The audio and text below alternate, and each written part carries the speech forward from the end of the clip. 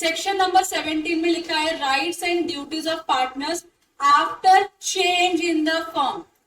Firm में change होना मतलब आप कुछ भी चेंज करो, फर्म में ऑब्जेक्ट चेंज करो, पार्टनर्स चेंज करो, प्लेस ऑफ बिजनेस चेंज करो, इसको हम चेंज ही बोलेंगे। और जो भी चेंज होगा, बिजनेस एक्टिविटी चेंज हो रही है, पार्टनर चेंज हो रहा है, बिजनेस प्लेस चेंज हो रहा है, इस सब चेंज को हम बोलते हैं रिकॉन्स्टिट्यूशन ऑफ पार्टनरशिप फर्म। ठीक है, तो यहाँ पे देखो अलग अलग चीजें लिखी हुई है। सेक्शन 17 बताता है subject to a contract between the partners after a change in the firm name. अगर फर्म का नाम भी चेंज कर दिया तो, पहले राम श्याम एंड पार्टनर्स थे, अब राम हनुमान एंड पार्टनर्स हो गए, नाम चेंज हो गया ना फर्म का। अब जब फर्म का नाम चेंज हो गया तो नाम चेंज होने के बाद क्या फर्म के पार्टनर्स के ड्यूटीज एंड राइट्स भी चेंज होने जरूरी है? ऐसा तो कुछ नहीं है, सिंपल है ना। हाँ, अगर आप करते हो तो जरूरी है, अदरवाइज जो पुराने वाले राइट्स एंड ड्यूटीज थे, चेंज के पहले के जो राइट्स एंड ड्यूटीज थे, चेंज होने के बाद भी वही रहेंगे, बराबर की नहीं। लेकिन अगर आपने एक्सप्रेसली चेंज किया है कि हमको ये वाली राइट चेंज करनी है, तो वो आपका चेंज हो जाएगा। सिंपल है कि नहीं है? देखो क्या लिखा है, according to section 17 and subject to the contract between the partners. Subject to the contract between the partners मतलब कंडीशन डाल दिया कि अगर पार्टनर्स ने कुछ और कॉन्ट्रैक्ट किया है तो that will be followed. Otherwise क्या होगा, after a change in the name of the firm, firm का नाम चेंज हुआ तो, where a change occurs in the constitution of the firm, the mutual rights and the duties of the partners in the reconstituted firm. What is the reconstituted firm? Change के बाद वाली जो firm आएगी। तो पहले Ram and Shyam partners थे, अभी क्या हो गया, राम एंड हनुमान पार्टनर्स हो गए। तो अभी चेंज के बाद वाली फर्म हो गई है कि नहीं हो गई है? तो इस फर्म को रिकॉन्स्टिट्यूटेड फर्म बोलेंगे। Remain the same as they were immediately before the change as far as may be. तो जितना आपका राइट्स एंड ड्यूटीज चेंज के पहले था वही चेंज के बाद भी फॉलो होगा, unless otherwise agreed by the partners. समझा आप लोगों को? अगर पार्टनर्स ने कुछ और किया कि नहीं, नाम के साथ नाम चेंज हो रहा तो नाम के साथ हनुमान के काम भी चेंज कर देते और हनुमान के राइट्स एंड ड्यूटीज को भी चेंज कर दिया, then they have to follow the new rights and duties of the partners, otherwise the older one will continue to be applicable to the firm. Clear हो गया पहला पॉइंट। सेकेंड क्या है, after the expiry of the term of the firm, partnership for a fix period था, मतलब मानो 5 years था। अब 5 इयर्स खत्म होने के बाद पार्टनरशिप क्या होना चाहिए, डिसॉल्व होनी चाहिए थी, डिसॉल्व नहीं हुई। आप कंटिन्यू करते गए बिजनेस को, आप क्या करते गए, बिजनेस को कंटिन्यू करते गए। So after the expiry of the term of the firm, where that firm constituted for a fixed term continues to carry on the business after the expiry of the term, the rights and duties of the partners remain in the same as they were before the expiry. तो आपका firm partnership for a fix period किसमें convert हो गया, partnership at will में convert हो गया। तो यहाँ पे जो राइट्स एंड ड्यूटीज थे पार्टनर्स के, वही राइट्स एंड ड्यूटीज यहाँ पे क्या होंगे, कंटिन्यू होंगे, unless it is change by the partners. Simple समझ रहे मैं आपको क्या समझा रही हूँ? समझाने में कुछ है ही नहीं समझाने जैसा, ये समझिए आप लोगों को। और आगे क्या लिखा है, before the expiry so far as they become inconsistent with the incident of partnership at will. तो वो सारे राइट्स आपके कंटिन्यू नहीं होंगे जो इनकंसिस्टेंट होंगे with the partnership at will and the partnership for a fix period. हो सकता है बेसिक तो राइट्स चेंज होंगे कि नहीं होंगे, तो बेसिक ही चेंज फॉलो होगा, अदरवाइज सारी चीजें सेम रहेंगी। यहाँ तक क्लियर है। और थर्ड बोलता है where additional undertakings are carried out. Additional undertaking क्या मतलब, क्या किया आप लोगों ने, नया बिजनेस इंक्लूड किया। So where a firm constituted to carry out one or more adventure carries out other adventures or undertakings are the same as those in respect of the original adventure. तो original काम करने के लिए आपके rights and duties क्या थे, अब आपने नए वाले ऑब्जेक्टिव्स ऐड किए, तो इस ऑब्जेक्टिव को फुलफिल करने के लिए, ये वाले काम को करने के लिए जो इसके राइट्स एंड ड्यूटीज थे वही इसके भी राइट्स एंड ड्यूटीज होंगे। समझ में आया? अगर आपने चेंज किया तो चेंज वाला फॉलो करना है, अदरवाइज ये सेम ही रहने वाला है। यहां तक कोई डाउट है? नहीं। तो ये क्या खत्म हो चुका है आपका, सेक्शन नंबर 17 यहाँ पे समाप्त हुआ। अब बात करें सेक्शन नंबर 18 की। इसमें बोला है relation of partners to third parties. ये पार्टनर है, ये पार्टनर है, ये पार्टनर है, इनका थर्ड पार्टी के साथ क्या रिश्ता है, ये आपको समझना जरूरी है। देखो, in the case of a partnership each partner is a principal and each one is an agent for the other partner. P A A P दोनों है। The acts of every partner who does any act for carrying on its usual way of the business of kind carried on by the firm binds the firm and his partner। तो अभी x Y Z तीन partner है, ये जाके क्या करके आते हैं, ए के साथ कोई कॉन्ट्रैक्ट करके आता है। ये कौन था, जेड था। जेड गया ए के साथ कॉन्ट्रैक्ट करके आया, तो क्या X and Y both are liable to perform the contract for mister A, बराबर की नहीं। तो यही आपका रिश्ता है। क्यों ऐसा रिश्ता है, क्योंकि ये प्रिंसिपल, ये क्या बनकर गया था, एजेंट बनकर गया था, और ये दोनों कौन थे, प्रिंसिपल थे। तो एजेंट अपने प्रिंसिपल के बिहाफ में कोई भी काम करके आएगा तो वो काम करने के लिए रिस्पॉन्सिबल कौन भी होगा, प्रिंसिपल भी होगा, बराबर की नहीं। तो प्रिंसिपल रिस्पॉन्सिबल हो गया ये काम को, कॉन्ट्रैक्ट को कंप्लीट करने के लिए। यहाँ पे इन तीनों का एक दूसरे का, अच्छा ये पॉसिबल इसीलिए है, मैं ऐसा क्यों बता रही हूँ कि इस पार्टनर ने जो काम करके आया है, कॉन्ट्रैक्ट करके आया किसी थर्ड पार्टी के साथ, उसके लिए बाकी के पार्टनर्स भी बाइंडिंग होंगे। उसका एक ही रीजन है, म्यूचुअल एजेंसी। म्यूचुअल एजेंसी मतलब एक पार्टनर दूसरे पार्टनर के लिए प्रिंसिपल भी है और एजेंट भी है। तो ये दोनों के बीच में पा चलता है, पा का रिलेशन चलता है, पाप हो गया इनके बीच में पाप का रिलेशन चल रहा है। कैसे, एक पार्टनर है, ये क्या है, प्रिंसिपल भी है और एजेंट भी है दूसरे पार्टनर के लिए। तो दूसरा पार्टनर क्या है, पहले पार्टनर के लिए प्रिंसिपल भी है और एजेंट भी। तो ये पाप का रिलेशन इनके बीच में, प्रिंसिपल एजेंट, एजेंट प्रिंसिपल का रिलेशन इनके बीच में चलता है। यहां तक क्लियर हो गया आप लोगों को। तो इसके लिए, क्योंकि अब ये पार्टनर इसका प्रिंसिपल बन, ये पार्टनर इसका एजेंट बनकर जाता है। अगर एक्स वाई का एजेंट बनकर जाता है और एक्स ने ए के साथ कोई कॉन्ट्रैक्ट करके आया है, तो उसके लिए सिर्फ एक्स नहीं, एक्स के साथ साथ वाई भी रिस्पॉन्सिबल है उस कॉन्ट्रैक्ट को परफॉर्म करने के लिए। समझा अनुज, समझा। अब सेक्शन 19 क्या बोलता है, डरा नहीं रही थी रे, देखो जगा रही थी। सेक्शन 19 क्या बोलता है, implied authority of a partner as an agent of the firm.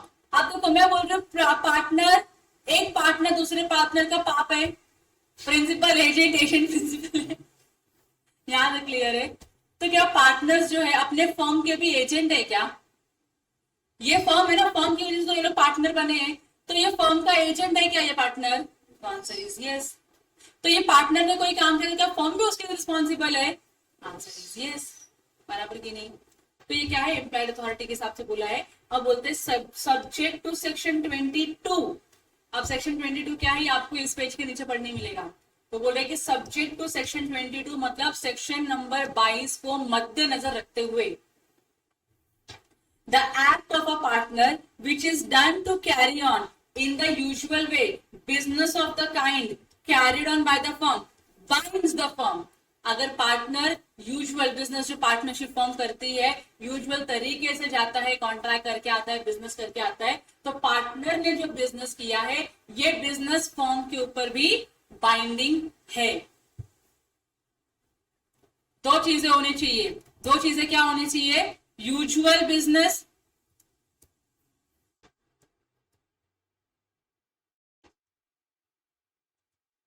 Usual business होना चाहिए, और दूसरा क्या होना चाहिए? यूजुअल वे में होना चाहिए। मैं यूजुअल की स्पेलिंग गलत लिख के आ रही हूँ क्या? यूजुअल वे में होना चाहिए, मतलब ये रेगुलर वे या ये नॉर्मल वे है इस बिजनेस को करने का। नॉर्मल वे, नॉर्मल बिजनेस अगर आप फॉलो करते हो जो पार्टनरशिप फर्म का बिजनेस है, और वो बिजनेस फिर क्या होगा, पार्टनरशिप फर्म को बाइंडिंग होगा। समझा? तो एक पार्टनर दूसरे पार्टनर का पाप है, लेकिन सारे पार्टनर फर्म के लिए क्या है?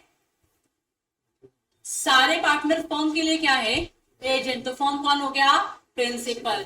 तो प्रिंसिपल के लिए एजेंट ने कुछ काम किया जो यूजुअल बिजनेस है और यूजुअल वे से किया है, तो जो भी एजेंट्स मतलब जो भी पार्टनर्स ने काम किया है उसके लिए फर्म भी क्या होगी, रिस्पॉन्सिबल होगी। अब समझा आप लोगों को, वही मतलब है मेरा सिस्टम।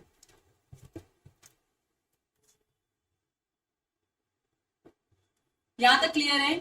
और उसके आगे क्या लिखा है, the authority of a partner to bind the firm conferred by this section is called as implied authority.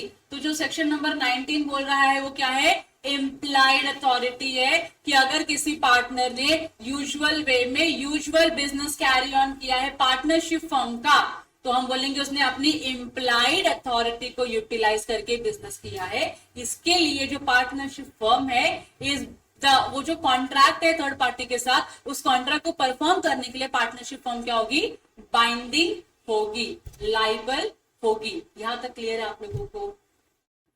अब इम्प्लाइड अथॉरिटी को मद्देनजर रखते हुए उन्होंने और कुछ चीजें बताई। जब हम बोलते हैं कि इम्प्लाइड अथॉरिटी, तो लगता है हमको सब कुछ करने का राइट है, हम कुछ भी करेंगे सब सही होगा और फर्म उसके लिए रिस्पॉन्सिबल हो गया। ऐसा नहीं है। आपकी इम्प्लाइड अथॉरिटी को रिस्ट्रिक्ट करना जरूरी है, वरना आप कुछ भी कांड करके आओगे और फर्म को जिम्मेदार ठहरा दोगे। समझा। देखो क्या लिखा है, in the absence of any usage or custom of trade to the contrary, the implied authority of a partner does not empower him to. मतलब ऐसे कुछ चीजें हैं जो पार्टनर्स के इम्प्लाइड अथॉरिटी के अंदर फॉल नहीं होती है। मतलब फिर अगर उस काम को पार्टनर ने किया तो उसके लिए फर्म रिस्पॉन्सिबल नहीं होगी। फर्म बोलेगी ये भाई हम नहीं देना, हम सब इसके कांड को अपने सर के ऊपर लेके नहीं चलने वाले हैं। ये इसकी इम्प्लाइड अथॉरिटी के बाहर जाके काम किया है, इसको पर्सनली लाइबल करो। समझा। तो वो क्या है जो इसके इम्प्लाइड अथॉरिटी के अंदर फॉल नहीं होता है, तो उसमें पहला पॉइंट है submit a dispute relating to the business of the firm to the arbitration. Arbitration पता है ना आपको क्या होता है, out of the court settlement, जहां पे आर्बिट्रेटर होता है जो क्या करेगा, आपके बिजनेस को सुनता है, आपके केस को सुनता है और जजमेंट देता है। जजमेंट जो है दोनों पार्टीज के ऊपर बाइंडिंग होती है। ये आर्बिट्रेशन का मतलब होता है। तो किसी भी पार्टनर के पास ये अथॉरिटी नहीं है कि कोई भी डिस्प्यूट है जो बिजनेस का, आप लेके जाओ सबमिट करके आओ। आपके पास ये इम्प्लाइड अथॉरिटी नहीं है किसी भी डिस्प्यूट को आर्बिट्रेशन पे सबमिट करने का। अगर आपको डिस्प्यूट है आर्बिट्रेशन के पास सबमिट करना है तो आपको एक्सप्रेस अथॉरिटी लेनी पड़ेगी कि मैं करूं क्या ये काम, और बाकी की पार्टनर्स ने हाँ बोला तो ही कर सकते हो, अदरवाइज आप नहीं कर सकते हो। This does not fall under implied authority. समझा। सो कॉल्ड अथॉरिटी के अंदर आप इसको इंक्लूड नहीं कर सकते। क्या नहीं है, सबमिट अ डिस्प्यूट। आप कोई भी केस फाइल नहीं कर सकते हो। सिंपल, एकदम सिंपलर लैंग्वेज में, you can not file a case to the arbitration without the approval of the other party. It is not a part of your implied authority. तुम्हारी implied authority के अंदर ये इंक्लूड नहीं होता है। पहला पॉइंट समझा आप लोग। Should I move to the next point? Second. Open a banking account on behalf of the firm in his own name. वाह वाह वाह वाह, ये बहुत सही कर रहे हो। तुम बोल रहे हो कि पार्टनरशिप फर्म के बिहाफ में मुझको क्या करना है, बैंक अकाउंट ओपन करना है और मेरे नाम पे करना है। चलेगा क्या ये? नहीं चलेगा ना भाई। पार्टनरशिप के अकाउंट का तुमको पार्टनरशिप का बैंक अकाउंट ओपन करना, तो पार्टनरशिप फर्म के नाम पे ओपन करो, अपने नाम पे काहे कर रहे हो? बराबर की नहीं। तो ये भी आपकी एम्प्लॉयड अथॉरिटी के अंदर नहीं आता है। तो दो चीजें नहीं आती, पहला तो आप कोई डिस्प्यूट सबमिट नहीं करोगे आर्बिट्रेशन को, और दूसरा पार्टनरशिप फर्म के बिहाफ में अपने नाम पे कोई बैंक अकाउंट ओपन नहीं करोगे। ये क्लियर है? ये क्लियर है। Third, compromise or relinquish any claim और प्रपोर्शन और portion of a claim bye the firm. मतलब फर्म ने कोई सूट फाइल किया है और उसमें वो क्लेम मांग रही है। क्लेम मांग रही कितने का? पूरे 1 लाख रुपए का। तो मुझे 1 लाख रुपए का नुकसान है, give me a claim of 1 lakh rupees. ऐसा केस ऑलरेडी फाइल्ड है। तो आप एज अ पार्टनर, आपके पास इम्प्लाइड अथॉरिटी नहीं है इस क्लेम को रिड्यूस करवाने का कि नहीं ठीक है काम कर दो, 1 लाख जाने दो, 50,000 में सेटलमेंट कर लो। No, you can not do so. आप कोई भी कॉम्प्रोमाइज नहीं कर सकते हो थर्ड पार्टी के साथ, ना ही आप कोई रिलिंक्विश मत करना, मतलब गिव अप करना, छोड़ देना। आप कोई राइट को रिलिंक्विश भी नहीं कर सकते हो। समझा आप लोगों को? आप ये अमाउंट कम नहीं करवा सकते हो। यहाँ तक क्लियर है? 4 पॉइंट अब तक हमने, 3 पॉइंट अब तक हम लोगों ने पढ़ा। पहला क्या पढ़ा हम लोगों ने? You can not submit a dispute to the arbitration. दूसरा, you can not open a bank account on behalf of the firm in your own name. और तीसरा, you can not compromise or relinquish any of the claim which is filed by the firm under also which is filed by the firm. यहाँ तक clear हो गया आप लोगों को? यहाँ तक क्लियर हो गया? तीन चीजें क्लियर है। 3 चीजें कैसे याद करोगे? डिस्प्यूट नहीं सबमिट कर सकते हो। दूसरा क्या है? बैंक अकाउंट अपने नाम पे ओपन नहीं कर सकते हो। तीसरा, कॉम्प्रोमाइज और रिलिंक्विश नहीं कर सकते हो किसी भी क्लेम का। यहाँ तक क्लियर है आप लोगों को? यहाँ तक क्लियर है आप लोगों को? 4th पार्ट है विड्रॉ अ सूट और proceedings filed on behalf of the firm. Firm ने किसी के ऊपर केस फाइल किया है, you do not have any implied authority to withdraw the same. मतलब पार्टनरशिप फर्म ने एक के ऊपर केस फाइल किया और तुम जाके बोलते हो मैं केस विड्रॉ कर रहा है, ऐसा कर सकते हो क्या आप? नहीं कर सकते हो। फर्म ने केस फाइल किया, you do not have any implied authority to withdraw the case. यहां तक क्लियर है? अब मैं आपको एक जादू बताऊं। जादू, हमने 4 पॉइंट पढ़े। 4 पॉइंट का नंबर क्या है? एबीसीडी है। कैसे याद रखोगे आपको कि क्या क्या इम्प्लाइड अथॉरिटी में फॉल नहीं होता है? How will you remember this? A for arbitration. तो आर्बिट्रेशन से आपको ये याद रखना है कि आप कोई भी डिस्प्यूट सबमिट नहीं कर सकते हो आर्बिट्रेशन को। Correct? Second, B for bank account. Bank account भी आप ओपन नहीं कर सकते हो फर्म के बिहाफ में अपने नाम पे। ये क्लियर है? सी फॉर क्लेम। आप कोई भी क्लेम रिलिंक्विश या कॉम्प्रोमाइज नहीं कर सकते हो। तो आप क्लेम भी याद रख सकते हो और कॉम्प्रोमाइज भी याद रख सकते हो सी से। यहाँ तक क्लियर है? और 4, विड्रॉ है ना, विड्रॉ का आप क्या याद रखोगे? D, draw. आप ड्रॉ नहीं कर सकते हो, आप विड्रॉ नहीं कर सकते हो एक भी केस जो फर्म ने फाइल किया है अगेंस्ट एनी थर्ड पार्टी। यह आपके इम्प्लाइड अथॉरिटी के बाहर है, आप ये नहीं कर सकते हो। ये सब करने के लिए you have to have an express authority from the firm. 4 चीजें याद हो गई, एबीसीडी याद हो गया आपको। A for arbitration, B for, C for claim और कॉम्प्रोमाइज, दोनों बोलोगे तो भी चलेगा। D for withdraw. यहां तक क्लियर है आप लोगों को? ABCD, great. अब आगे बढ़े, EFGH कर ले। देखो ई में क्या लिखा है? Admit any liability in a suit or proceeding against the firm. Firm के, हमारी फर्म के अगेंस्ट में किसी ने केस फाइल किया और वो फर्म बोलती है कि मुझको 1 लाख रुपए का क्लेम चाहिए इस फर्म से, या वो थर्ड पर्सन जिसने हमारे ऊपर केस फाइल किया बोलते कि 1 लाख रुपए चाहिए मुझको इस फर्म से, तो क्या आप 1 लाख रुपए की लाइबिलिटी एक्सेप्ट कर सकते हो, एडमिट कर सकते हो? Answer is no.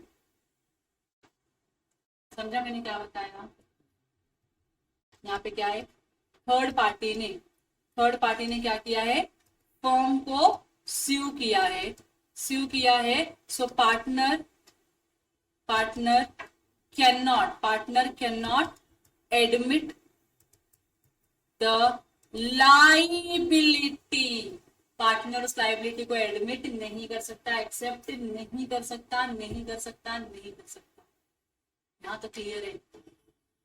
ये वाला पॉइंट क्लियर हो गया? अगर थर्ड पार्टी ने फर्म को स्यू किया है तो कोई भी पार्टनर उस क्लेम को एडमिट नहीं कर सकता, can not admit the liability. यहां तक क्लियर है? A B C D E तक क्लियर हो गया आप लोगों को? आगे बढ़े, एफ पे जाए। एफ पे देखो, एफ क्या बोलता है? Acquire immovable property on behalf of the firm. आप फर्म के बिहाफ में आईपी परचेस नहीं कर सकते हो। आप फर्म के बिहाफ में क्या नहीं कर सकते? आईपी परचेस नहीं कर सकते हो। IP stands for immovable property. आप इमूवेबल प्रॉपर्टी नहीं खरीद सकते हो फर्म के नाम पे, आपकी इम्प्लाइड अथॉरिटी के बाहर है। मूवेबल परचेस कर सकते हो क्या? गुड्स है, गाड़ी है, बंगला नहीं, मोबाइल है, ये सब खरीद सकते हो आप, लेकिन इमूवेबल प्रॉपर्टी नहीं खरीद सकते हो। क्लियर हो गया? Next, transfer immovable property property belonging to the firm. एक तो आईपी आप खरीद नहीं सकते हो, दूसरा आईपी आप ट्रांसफर नहीं कर सकते हो। ट्रांसफर में सेल, प्लेज वगैरह सब इंक्लूड होता है, आप वो भी नहीं कर सकते हो जो फर्म को बिलोंग करता है। ये क्लियर हो गया? आप अक्वायर नहीं कर सकते, आप ट्रांसफर नहीं कर सकते। एक्विजिशन अलाउड नहीं है, ट्रांसफर अलाउड नहीं है आईपी का। क्लियर? और लास्ट में क्या बोला है? Enter into partnership on behalf of the firm. Firm के बिहाफ में आप किसी और के साथ पार्टनरशिप अग्रीमेंट करके आओ, नो नो, नहीं अलाउड है। आप फर्म के बिहाफ में किसी और के साथ पार्टनरशिप नहीं कर सकते हो।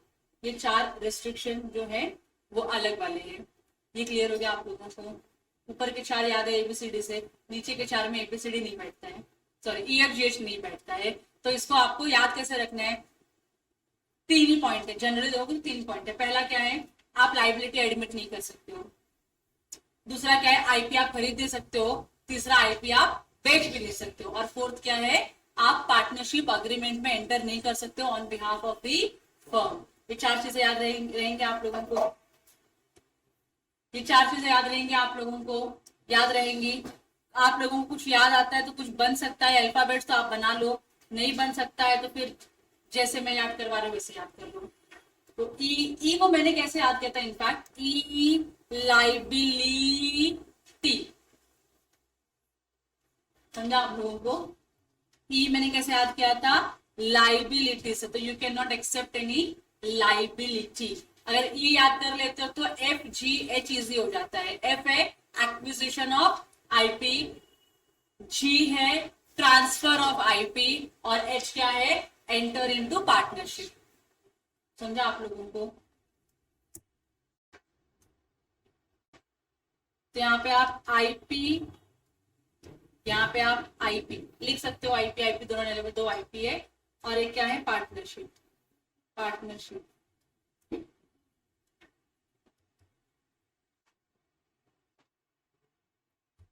यहां तक समझ गया आप लोगों को? यहां तक समझ गया? सेक्शन नंबर 18 क्लोज करूं मैं, सॉरी 19 क्लोज करूं मैं। तो इम्प्लाइड अथॉरिटी क्या होती है और कब कब आप इम्प्लाइड अथॉरिटी को एक्सरसाइज नहीं कर सकते हो, या रेस्ट्रिक्शन है आपकी इम्प्लाइड अथॉरिटी के ऊपर कि आप ये 8 काम तो इम्प्लाइड अथॉरिटी के अंदर नहीं कर सकते हो। यहाँ तक क्लियर है? सबको क्लियर है यहाँ तक? आगे बढ़े? ग्रेट। सेक्शन नंबर 22 हमने ऊपर सेक्शन नंबर जब 18 पढ़ा था तो हमने पढ़ा था subject to the conditions of section 22, नहीं 19 में था।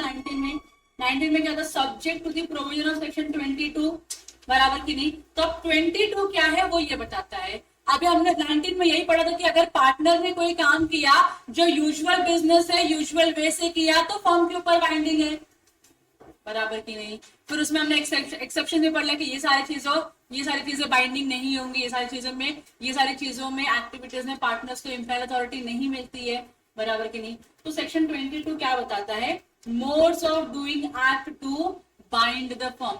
आप किस तरीके से काम करोगे कि आपका किया हुआ काम फर्म को क्या रहेगा? बाइंडिंग रहेगा। मतलब आप काम करके आगे फर्म का नाम लेके आप फर्म के बिहाफ में, तो फर्म के ऊपर बाइंडिंग भी तो होनी चाहिए, लाइबिलिटी भी तो अराइज होगी कि फर्म को ये काम करना पड़ेगा। तो वो कब अराइज होगा? जब आप ये 3 पॉइंट को क्या करते हो? सेटिस्फाई करते हो तब। तो पहला इन्होंने क्या बोला है? The act done must relate to the usual business of the firm. ऊपर भी हमने यही पढ़ा था, यूजुअल बिजनेस होना चाहिए कि नहीं होना चाहिए? That is the act done by the partner must be within the scope of his authority. आपके अथॉरिटी के अंदर होना चाहिए, and related to the normal business of the firm. अगर मेरी बिजनेस शुगर, मेरा पार्टनरशिप फर्म का business है शुगर बेचने का, और आप सॉल्ट बेचने का अगर कॉन्ट्रैक्ट करके आते हो, तो क्या मेरी पार्टनरशिप फर्म लाइबल होगी? नहीं, मैं शुगर में डील कर रही हूँ, तुम सॉल्ट का कॉन्ट्रैक्ट करके, तो फर्म के ऊपर तो कोई लाइबिलिटी अराइज नहीं होगी। सिंपल और नॉट? सुप्रिया समझ रहे हैं? समझ रहे हैं, ठीक है, एक्नॉलेज किया, अच्छा लगा, धन्यवाद। यहाँ तक क्लियर है? पहला पॉइंट क्लियर है? तो पहला क्या होना चाहिए? यूजुअल बिजनेस होना चाहिए, आपके अथॉरिटी के अंदर होना चाहिए। और तीसरा नॉर्मल बिजनेस, यूजुअल और normal business one in the same.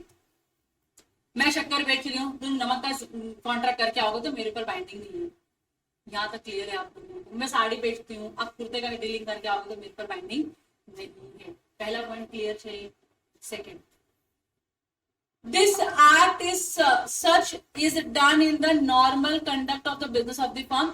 The usual way of carrying on the business will depend upon the nature and the circumstances of each particular case. तो किस तरीके से, क्या यूजुअल वे है इस बिजनेस को करने का, ये आपके अलग अलग बिजनेस के ऊपर डिपेंड करता है, लेकिन वो क्या होना चाहिए, नॉर्मल कंडक्ट ही होना चाहिए। समझ रहे? अगर मैं ट्रेडिंग करती तो मैं ट्रेडिंग का ही बात करके आऊंगी, मैं मैन्युफैक्चरिंग के लिए डीलिंग करके नहीं आ सकती, और मैं करके आई तो फिर मेरे फर्म के ऊपर वो लाइबिलिटी अराइज नहीं होती है। समझ में आ गया आप लोगों को?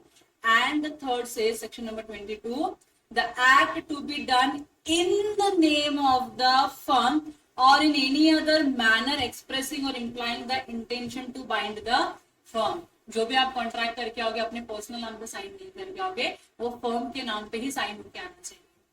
और दूसरा, आपका इंटेंशन होना चाहिए उस कॉन्ट्रैक्ट को फर्म के ऊपर बाइंडिंग करवाने का, कि मैं जो कॉन्ट्रैक्ट करके आ रही हूँ ये फर्म को बाइंडिंग होना चाहिए।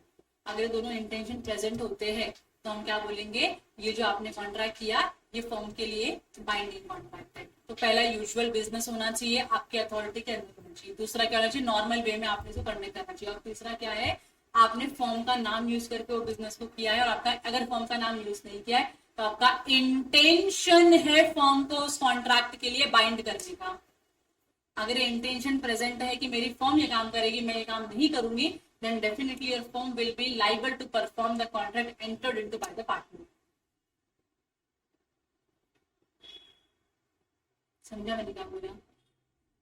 नहीं समझा? थर्ड पॉइंट ही नहीं समझा ना?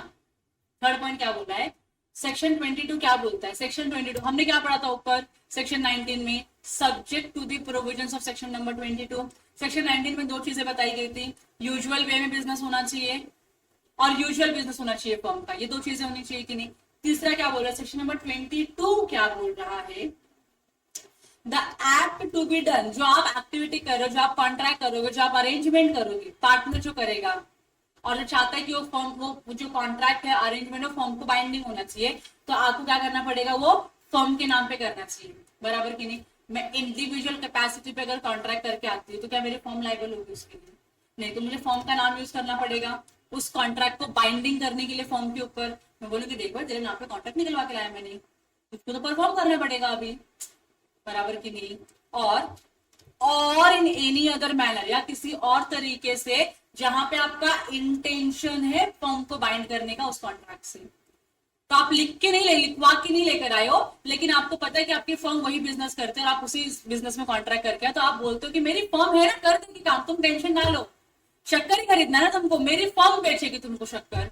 तो आपका इंटेंशन है ना फर्म को बाइंड करवाने का उस कॉन्ट्रैक्ट के लिए जो आपने एंटर किया है फर्म के बिहाफ में। तो ये दोनों में से कोई भी एक होगा तो भी चल जाएगा। आपका वो जो कॉन्ट्रैक्ट जो आपने पार्टनर ने करके आया है वो फर्म के ऊपर बाइंडिंग हो जाएगा, या तो फर्म के नाम पे होना चाहिए या पार्टनर का इंटेंशन होना चाहिए कि ये कॉन्ट्रैक्ट मेरी फर्म परफॉर्म करेगी, मैं परफॉर्म नहीं करेगा। यहाँ तक क्लियर है? सिंपल अभी समझा? अब आगे क्या बोलता है, if partnership be of a general commercial nature, अगर आपका पार्टनरशिप जनरल कमर्शियल नेचर का है तो आपको ये राइट्स मिलते हैं या आपका ये अथॉरिटी के अंदर फॉल होता है। पहला, ही मे प्लेज और सेल द पार्टनरशिप प्रॉपर्टी, अगर आपके पास अथॉरिटी है you can sell the property. बराबर की नहीं? तो इम्प्लाइड अथॉरिटी में फॉल नहीं होता। देखो इम्प्लाइड अथॉरिटी में बहुत ही क्लियरली लिखा हुआ था कि आप बेच नहीं सकते हो प्रॉपर्टी, लेकिन एक्सप्रेस अथॉरिटी है तो बेच सकते हो। किसी ना किसी को तो बेचना पड़ेगा कभी ना कभी, तो आपने किसी एक पर्सन को अथॉरिटी देके रखा है कि भैया ये प्रॉपर्टी बिकवानी है अपनी, बेच देगा वो जाके किसी ना किसी को। क्लियर है?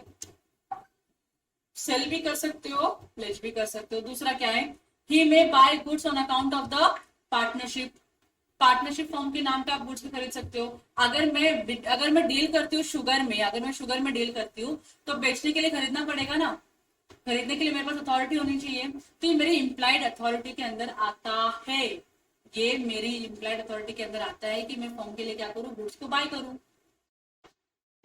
या तो फिर फॉर्म क्या करेगी, एक एक्सप्रेस एग्रीमेंट करेगी और बोलेगी कि गुड्स खरीदने का रिस्पॉन्सिबिलिटी मिस्टर ए का है, गुड्स बेचने का रिस्पॉन्सिबिलिटी मिस्टर बी का है। समझ में आ रहा है? ये भी हो सकता है। तीसरा, he may borrow money, contract debts and pay debts on account of the partnership. Partnership form के नाम पे आप मनी बोरो कर सकते हो, उसमें भी अथॉरिटी होती है कि इतने का ही आप बोरोइंग कर सकते हो, इसके ऊपर बोरोइंग नहीं कर सकते हो। बोरो भी कर सकते हो, डेट्स को पे ऑफ भी कर सकते हो, जो पार्टनरशिप फॉर्म के डेट्स है उसको पे ऑफ भी कर सकते हो, और पैसे की जरूरत पड़े तो आप पार्टनरशिप फॉर्म के नाम पे पैसे ले भी सकते हो लोन के फॉर्म में। ये क्लियर हो गया।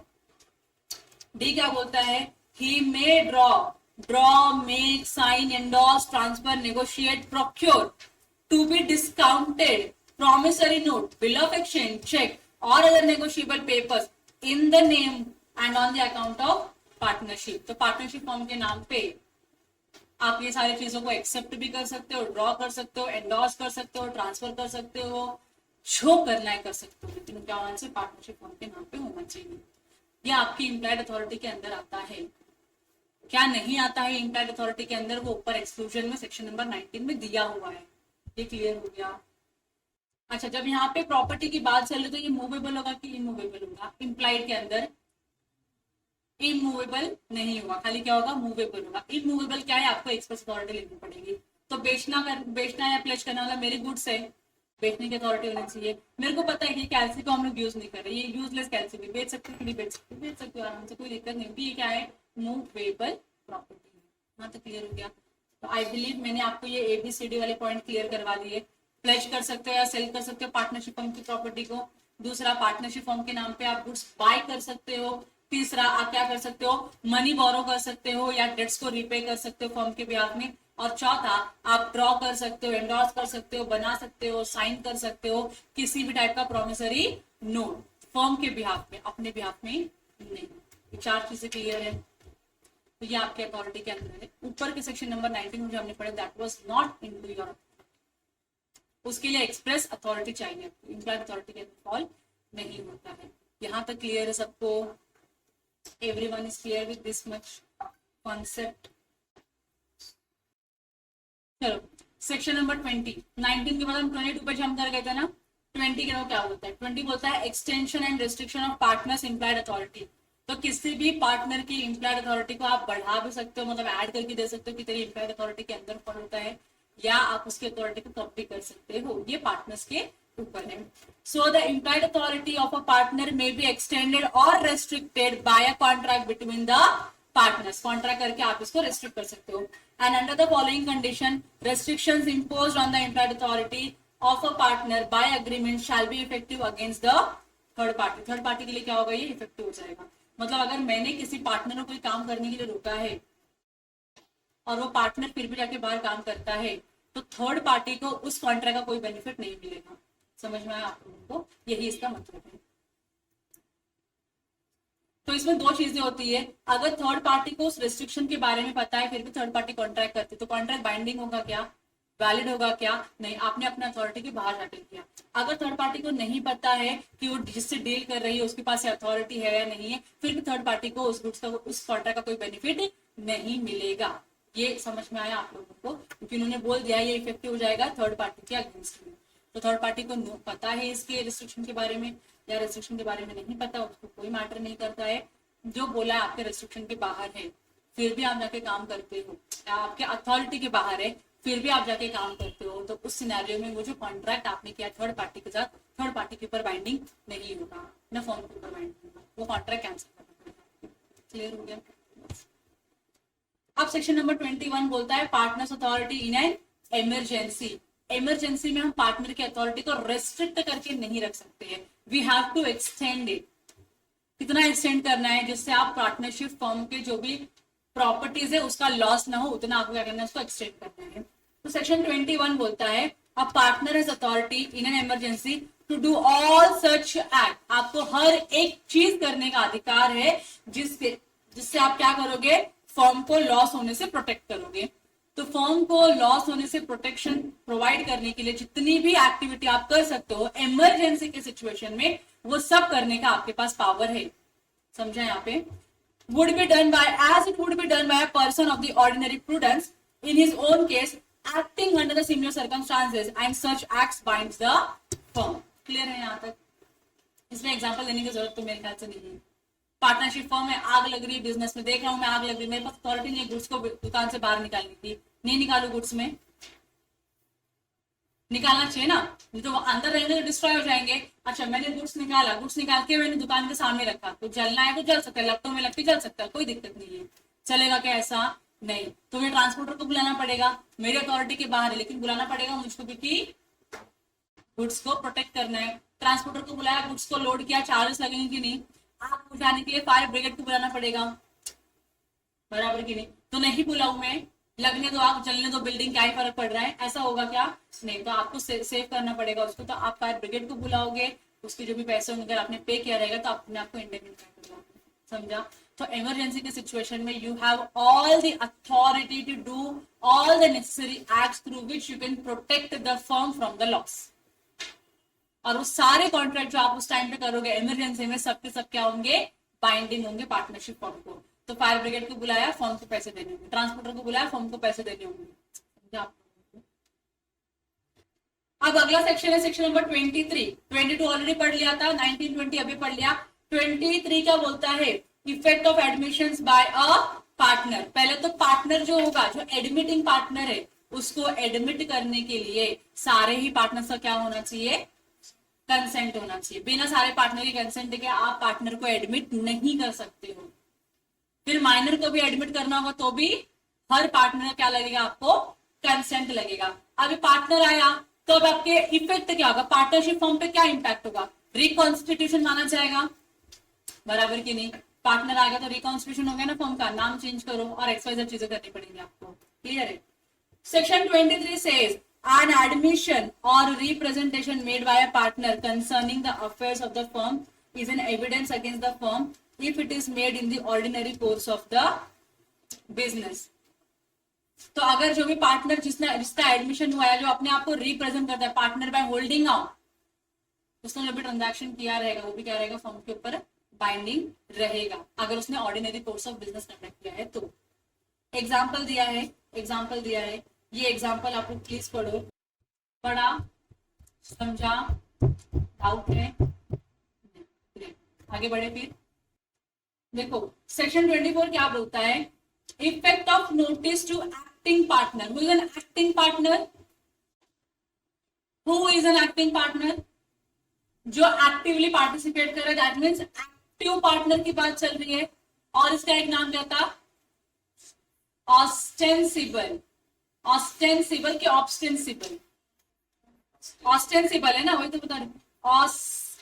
ऑस्टेंसिबल, ऑस्टेंसिबल पार्टनर जो है, ostensible partner, active partner, acting partner one and the same है। अगर किसी थर्ड पार्टी ने या किसी ने भी कोई भी इंफॉर्मेशन पार्टनरशिप फर्म के रिलेशन में acting partner, active partner, ostensible partner को दिया, तो क्या ये अज्यूम किया जा सकता है कि ये सारे जो नोटिस इनको दिए गए हैं, एक्टिव पार्टनर्स को दिए गए, इसका मतलब है कि सारे फर्म को इन्फॉर्मेशन मिल गई है उस चीज की, उसकी इन्फॉर्मेशन आ गई सारे फर्म को, बस मिल गई।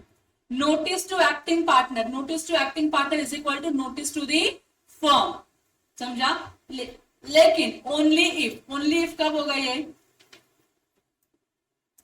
The notice to a partner who normally acts in the business of the firm and not to a sleeping partner. जो बिजनेस में एक्टिवली पार्टिसिपेट करता है, आपने उसको नोटिस दिया है, स्लीपिंग पार्टनर को नोटिस नहीं दिया है। तो स्लीपिंग पार्टनर को खुद को नहीं पता कि बिजनेस में क्या चल रहा है, तो आप उसको नोटिस दोगे तो उसको, जिसको खुद को नहीं पता बिजनेस में क्या चल रहा है, बाकी लोगों को क्या ही बताएगा ना। इसके लिए आपको क्या देना पड़ेगा? एक्टिव पार्टनर को नोटिस देना पड़ेगा, पहला।